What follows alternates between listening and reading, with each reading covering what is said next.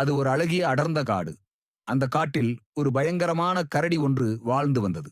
ஒரு நாள் அந்த கரடி மிகவும் பசியோடு காட்டில் உணவிற்காக அலைந்து திரிந்தது. வெகு நேரமாகியும் அதற்கு உணவு கிடைக்கவில்லை. வழியில் ஒரு மரத்தின் மீது பெரிய தேன்கூடு ஒன்றைக் கண்டது.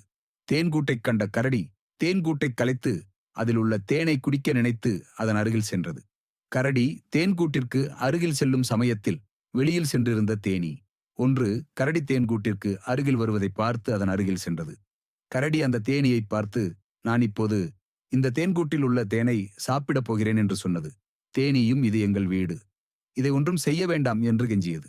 கரடியோ தேனீயை பார்த்து, நீயோ அளவில் சிறியவன், நான் உன்னை விட பல மடங்கு பெரியவன், உன்னால் என்னை ஒன்றும் செய்ய இயலாது என்று கூறியது. நிலைமையை உணர்ந்த தேனீ கரடியிடம், எனக்கு ஒரு நிமிடம் அவகாசம் கொடு, நான் என்னுடைய பொருட்களை தேன்கூட்டிலிருந்து எடுத்து சென்று விடுகிறேன் என்று கரடியிடம் கூறியது. கரடியும் இதற்கு ஒத்துக்கொண்டது. தேன்கூட்டிற்கு சென்ற அந்த ஒற்றை தேனீ தேன்கூட்டில் இருந்த எல்லா தேனீக்களிடம் நடந்த சம்பவத்தை கூறியது. எல்லா தேனீக்களும் உடனே கூட்டிலிருந்து வெளியே வந்தன. கூட்டிலிருந்து வெளியே வந்த எல்லா தேனீக்களும் உடனே கரடியை கொட்டத் தொடங்கின. கரடிக்கு தேனீக்கள் கொட்டியதால் வலியால் துடித்தது. மேலும் வலி தாங்க முடியாத கரடி ஓடத் தொடங்கியது. தேனீக்களும் கரடியை விடாமல் மிகவும் வேகமாக தொடர்ந்து சென்றன. போராட்டத்தின் முடிவில் வேறு வழி இல்லாமல் தேனீக்களிடமிருந்து தப்பிக்க கரடி காட்டில் இருந்த ஒரு ஆற்றின் நடுவில் குதித்தது. தேனீக்களும் கரடியை மன்னித்து தேன்கூட்டிற்கு சென்றன. நீதி: உருவத்தை வைத்து யாரையும் அலட்சியமாக எண்ணக்கூடாது.